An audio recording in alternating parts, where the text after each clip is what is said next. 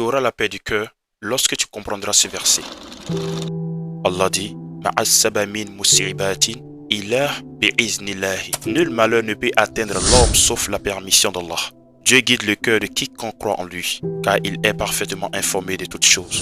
Fin de citation. Ce verset a pour objectif de donner une paix intérieure à ceux qui ont la foi. Allah nous informe dans ce verset que tout ce qui est mal ne peut atteindre une créature sur la terre sauf par son autorisation. Ainsi, la bonne compréhension de ce verset coranique va retirer la peur des créatures dans le cœur du musulman. Parce que le croyant ou la croyante n'aura pas peur de celui qui est devant lui qui le menace, que ce soit des hommes ou des djinns, parce que ce croyant sait pertinemment que rien ne pourra l'atteindre sauf Allah. Ainsi, ce croyant-là n'aura pas peur de celui qui est devant lui, mais celui qui a créé l'être qui se trouve en face de lui. En outre, Allah voudrait que tu le crains au lieu d'avoir peur des choses qui ne peut te faire une chose sans lui sa permission. En effet, c'est pour ça Allah dit de ne pas craindre le diable et ses shayatines, mais plutôt de le craindre lui Allah.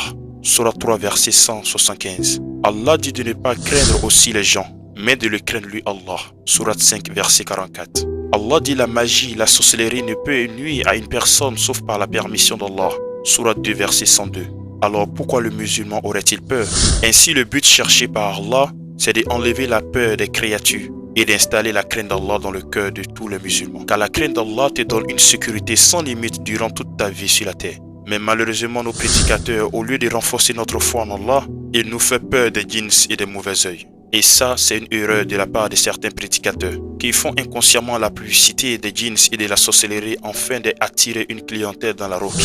Je ne dis pas que la ruqya est mauvaise, mais je dénonce simplement avec douceur la technique que certains faux imams utilisent pour avoir plus de clients, dans le but de faire la ruqya aux gens. En réalité, dans le Coran, Allah ne cesse de rabaisser les djinns et la sorcellerie dans le but de tranquilliser les cœurs des croyants.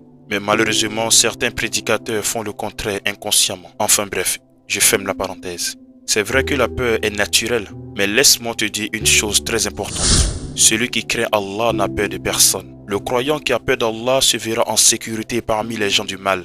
Ainsi, mon ami, au lieu d'avoir peur de la sorcellerie, aie peur de celui-là qui la rend réalisable. Au lieu d'avoir peur des djinns, aie peur de celui-là qui les a créés. Au lieu d'avoir peur des hommes, aie peur de celui-là qui a créé à partir d'une goutte d'eau vile.